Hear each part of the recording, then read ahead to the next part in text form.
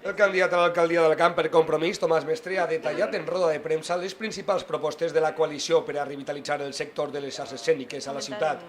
Una proposta que consta d'11 punts i que ha sigut elaborada mitjançant reunions amb diferents professionals dels sectors que han dit la seva, reclamant essencialment dues qüestions: major atenció per part de l'Ajuntament al sector i una aposta decidida per la qualitat. Potencial que té que no es veu reflectit, per més que el Partit Popular ho diga, amb la ciutat de la llum i amb la gent que treballa en la ciutat de la llum. És a dir, no és així. Nosaltres continuem tenint actors, actrius o gent que fa dansa que per a professionalitzar-se té que eixir d'esta ciutat. Mestre ha reivindicat una aposta municipal per a la formació d'actors i actrius a Alacant per a poder explotar el potencial existent, però també s'ha centrat en la importància del treball des de la base. El candidat de Compromís ha explicat que des de la coalició crearan una xarxa de teatres a escoles i instituts, on els xiquets i els joves podran desenvolupar el seu art, conèixer el món del teatre i aprendre'n.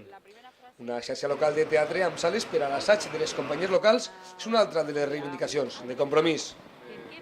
Nosaltres proposem que l'Ajuntament no només faci un continent de sales, sinó que a més li doni un contingut per a assajar, com deia, un contingut per a distribuir, un contingut per a més, publicitar i fer una xarxa absolutament local. El candidat a l'alcaldia també reclama que espais com el principal s'obrin a les companyies locals de manera que s'apropi el món del teatre a molts més ciutadans.